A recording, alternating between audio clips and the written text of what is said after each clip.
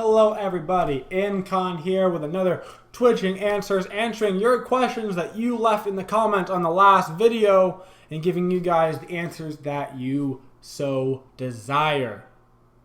If I take this video a little bit slow, it's because I've got to go to the DMV later today and I'm not looking forward to it. So if this video just happens to be like 48 hours long, it's like, darn, I guess I can't go to the DMV because I'm doing a video. No, I actually need to go, but I really don't want to. But anyway, getting to what you guys actually care about, we have some questions asked by you guys. The first asked by Narjala 3 days ago.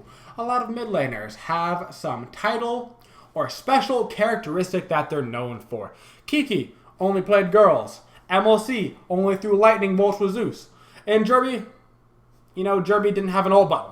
Are you going to develop some special style or signature god, and what will it be? I would love to be the guy that plays really awkward, strange gods that people don't know how to deal with. If you watch my stream, I love playing weird gods middle. I love Thanatos middle right now. I really like Ymir middle. Hunters, Neith, Chiron are great. Medusa, they're all great in the mid lane. I would like to be somebody that can bring a really large god pool to the mid lane, and you never know what they're going to pull out. That would be the most interesting to me. I like to be the person, I'd like to be what's it called? The Cyclone spin, right? You never know what Cyclone's going to play. I'd like to bring that to the mid lane. Also, hopefully, to give my team more leeway with what they can play. If I can play a physical god mid, then if Cyclone needs to play a magical solo, he can, or vice versa. And I would like to be able to bring that to my team as a strength.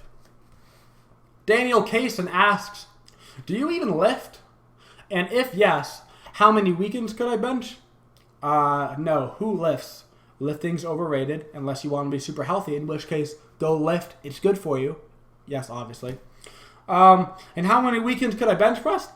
Probably none, because it'd be like a 20-foot long bar, and I'd have to have my hands out here in order to press it up, and I'd be like, weekend, stop being so damn tall. And he's like, I can't help it. I'm like, give me an inch. He's like, nah, though. He said, nah. I asked him for 1 inch. I'm 5'11". I asked him for 1 inch to make me 6 foot. The dude's like 8'11". And he's like, nah, dude, I can't spare it. I'm like, you can't spare it? Man, I'll take your shoes. I'm going to step on your shoes. I'm going to scuff them. He was like, nah, you seriously, I'll kill you, though. And I was like, all right, I won't scuff him. I won't scuff him. I scuffed him, though. Anthony Seclace asks, Incon, which is more likely to happen? You getting hit with a Janusol or DM raging on stream? Now, while these both seem extraordinarily likely, you will be amazed to find out that I am more likely to get hit by a Janusol. I don't understand what it is. I don't know why it happened. I don't know what I did in a past life in order to bring this upon me, but I must have kicked something that I wasn't supposed to kick, because I get hit with approximately 99.9999% of Janusols. And not only is it incredibly frustrating, but it kills me because it's Janusol and it hits you for 800 damage. Not the point, but is the point. It's the worst experience of my life. Don't recommend it. Just ban Janus. Every game for the rest of forever. Mr. Lookie asks, hey Incon, how do you guys keep the morale up when things are going wrong? Me and my scrim partners sometimes find this troubling, so I was curious on your solution for this. This, honestly, is something that I mention all the time, right? This is one of the biggest key factors. That's what's going to determine a top-ranked player and a professional player. Now, you may watch professional players stream, playing ranked, and they get upset. That's because they're going to be getting it out during their ranked games, so they don't give it out in professional play for the most part. When you're in a professional setting, when you're playing your games, when you're playing your SPO, when you're playing your Challenger League, when you're scrimming, you cannot yell at your team, okay? So here's the thing. You can get mad. You can get sad. You want to minimize it. You want to minimize your emotions during games. Less sad is better. Less angry is better. Less happy can be better, honestly, sometimes. Unless you're at LAN, in which case you need to go wild. That's a whole different thing. But don't say anything. Number one, don't say anything.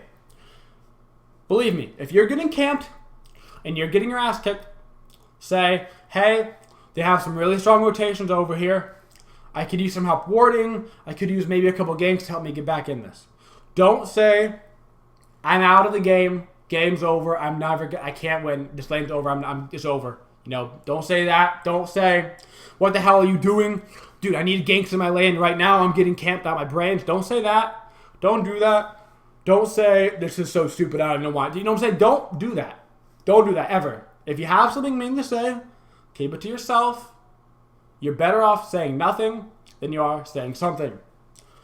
If you're the captain of the team, it doesn't matter if you're the captain, you know, technically, or if you're just like the emotional in-game captain, shot caller, it doesn't matter. You need to have somebody that keeps you focused. You have to have somebody that no matter what is happening is making calls. If a couple people get sad and a couple people start not talking, that can be okay. As long as you have at least one person still making decisions. Like, okay, we're going to gold. We need to defend fire. We're pushing down mid lane. Everybody group up. Let's go split push. You have to have somebody that no matter what can push through that and make the calls. If you don't have that, and if everybody gets sad and depressed or angry, you're not going to win games that you should be winning. Just it. That's it. JK Fry asked, does Smite seem to feel like a job at this point, or do you just like to play it? No, it does not feel like a job to me. I play way more hours than I technically need to. I love streaming and I love interacting with people, which gives me a huge reason to play Smite because people want to come out and watch Smite stuff. I love being active in the community. I love making YouTube videos. I love streaming. I love playing the game. I love finding new things to do. I love creating new metas. I love finding out that your mirror middle actually works pretty well. I like finding out that chalk middle isn't that bad given a situation. That to me is really fun. I think that playing mid has reinvigorated me in Smite. Not necessarily that I was bored playing Smite, but maybe it got kind of static. Like I was like, okay, Gab, Capri, Athena, Gab, Capri. Like it got kind of static, and that's not a problem, but it was just like, okay, I know exactly what to do in every situation ever. I just kind of sit there and mindlessly do it. Compared to mid, I get to be actively thinking around, like, what can I change about this? How can I make this better? How can I do this better? Where can I improve on this? Can I try this and I'll try that the next game? I love being able to try new stuff, and so no, I definitely enjoy playing. In our last question, the Shinmoki. If you had to leave Team MVS for some reason, who would you trust to be team captain? This is a no-brainer. Obviously, me and Weekend do anything that we need to do pretty much together. The entire team talks about everything together, obviously, but for the most part, it's me and Weekend that just end up kind of doing it. We don't mind.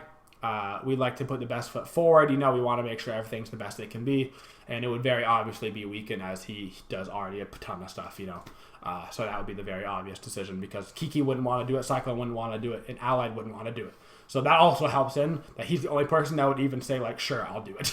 You know what I'm saying? But that's all the questions for today, guys. Don't forget to leave questions down below in the comments. And, of course, don't forget to like and subscribe, guys. Thank you for coming out to the video. And I'll be back in a couple days with another Twitching Answers. But until then, as always, have a twitching day, y'all.